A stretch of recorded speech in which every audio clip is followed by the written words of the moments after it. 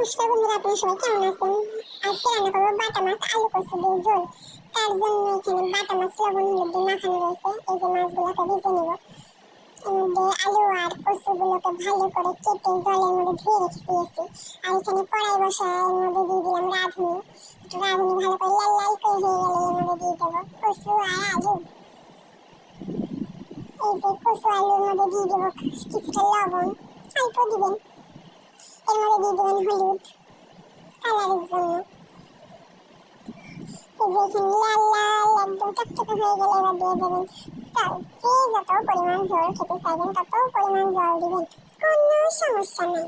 এর মধ্যে পরিমাণ মতন লবণ আর কালারের জন্য একটু হলুদ দিয়ে দেবেন। দেখছেন কত সুন্দর কালার হয়েছে। এখানে আমি শুকনো লঙ্কা কাঁচা পাকা লঙ্কা দিয়ে আর কিছুটা জিরে দিয়ে ভালো করে ভেজে নিব। এই মশলাটা একটা পেস্ট বানিয়ে নিব।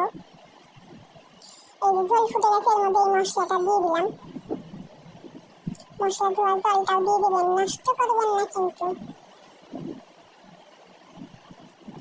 কিছু ফেলাবেন না, পৃথিবীতে অনেক জিনিসের বিশাল দাম হয়েছে। বাবারে বাবা, জিনিস এখন আর দেওয়া যায় না। এই যে দেখছেন ঝোলটা ফুটে যাচ্ছে।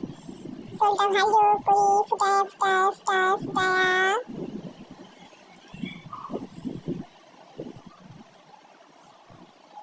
এর মধ্যে মাছগুলা দিয়ে দেবেন।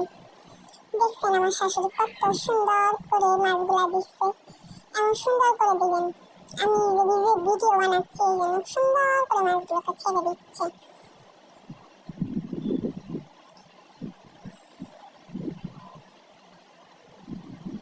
এই যে যতক্ষণ না ঝোলটা মাছের মধ্যে ঝোলটা ঢুকে যায় ততক্ষণ ফুটিয়ে যাবেন ফুটিয়ে যাবেন ফুটিয়ে যাবেন।